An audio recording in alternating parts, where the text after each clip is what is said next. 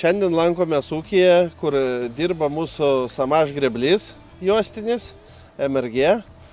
Tai norime pakalbinti ūkio savininką, kaip sekasi, kaip dirbasi, jau nudirbot, kaip sakant, sezonas jau pradėtas. Ja, ačiū labai už puikų daiktą. Tikrai nesitikėjau, kad toks našumas ir taip švariai gali sugrėbti.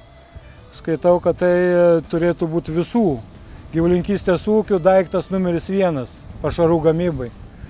Čia, kaip sako, pašarų gamybos ateitis, ko gero, turėtų ateiti tokia.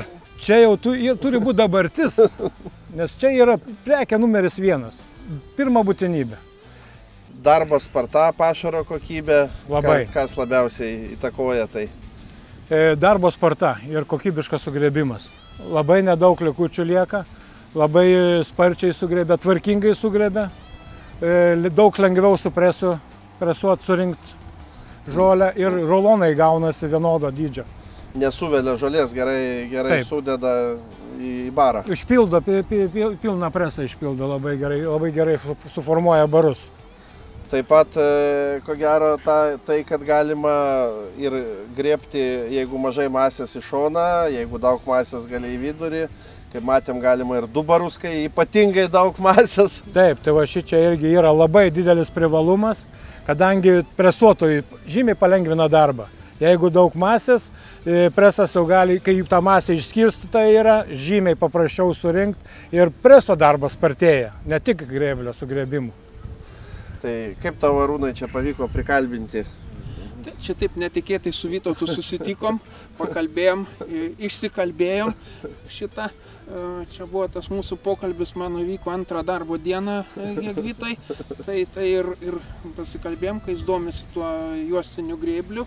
Tai aš jau daugiau kaip šiek tiek buvau susipažinęs, kad čia Jagvita atstovauja Samašą ir ten gamina juostinį grėblį. Ir pradėjom tas truputėlį pokalbis, kalbėt.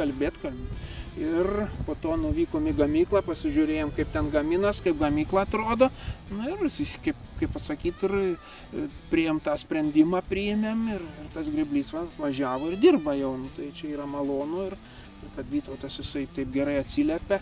Ir, kaip pasakyti, gal kažko tai ir atsitinka kas nors, bet jisai labai viską geranoriškai priima, viską randam sprendimus.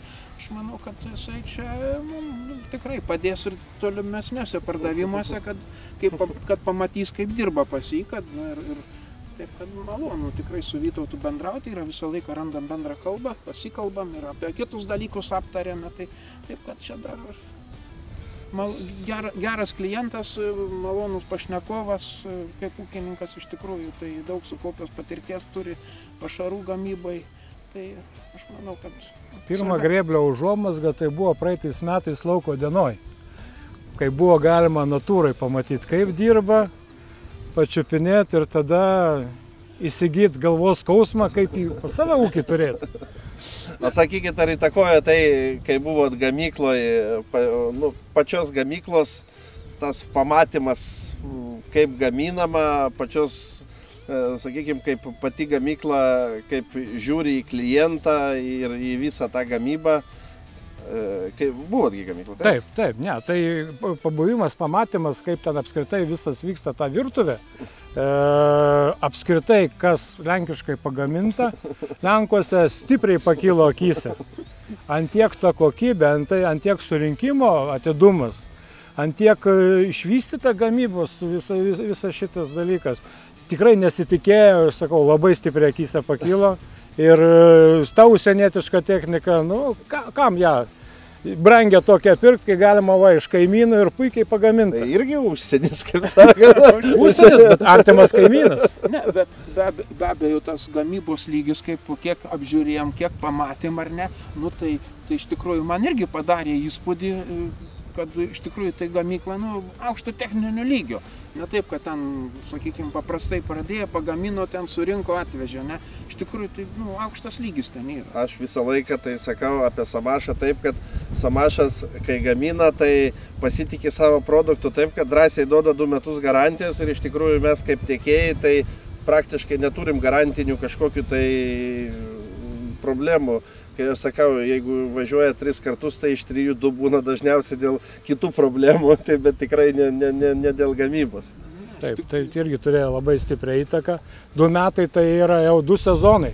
Sezonas jau yra rimtas iššūkis naujam daiktui, per kurį, jeigu jau, kaip sakant, kažkas netidirbta išlenda, o pasirodo, kad ir neišlenda, galima toliau sėkmingai dirbti ir sparčiai.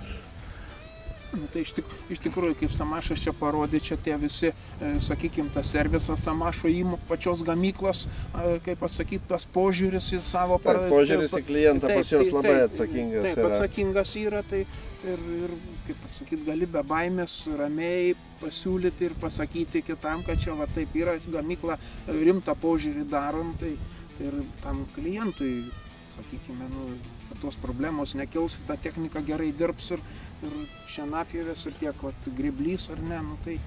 Tai kiek hektarų jau sugrebėt su grėbliu? 150.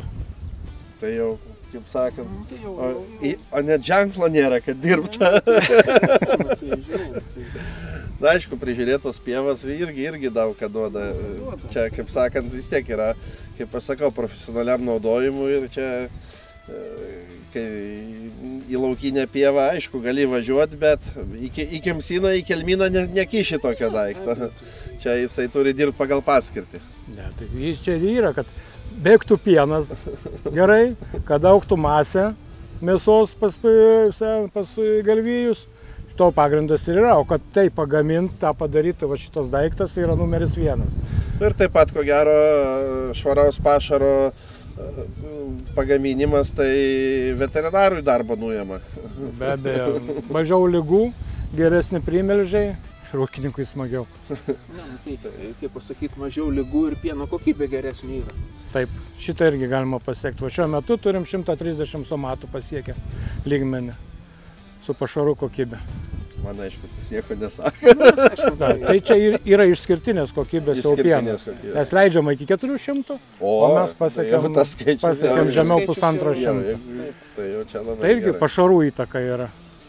O kai rinkotės, tai rinkotės iš kelių gamintojų, dėl ko, ta prasme, sakykime, kas dar įtakojo, kai minėjot lyg, kad dėl traktoriaus dydžio buvo? Grėblio pasirinkimas pirmiausiai buvo mintis galbūt pirkti dėvėtą.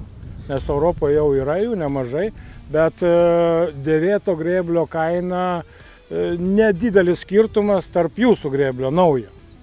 O šitas konkretus pasirinkimas, tai kad galima su 100 arklio traktoriuku pilnumai dirbti, ko negali kiti tiekėjai, kadangi naudoja ne grėblio tepalus, o naudoja traktoriaus tepalus. Ir kiti tiekėjai šito negali padaryti. Taip, mūsų grėblys turi atskirą hidrosistemą ir savo siurblį, tai darbinis suka ir jisai turi savo šintuvą. Praktiškai traktoriaus tik tai naudojamas yra išlankstymui hidraulika, o visa kita transporterį tai sukasi nuo savo siurblio. Čia yra labai didelis pranašumas. Tai ką, tai linkime gerų darbų. Ačiū. Ir tikėkime, kad dar ne paskutinis pirkinys. Gero naudojimo. Ačiū už pasitikėjimą ir dirbsim toliau. Iki malonaus. Dėkui.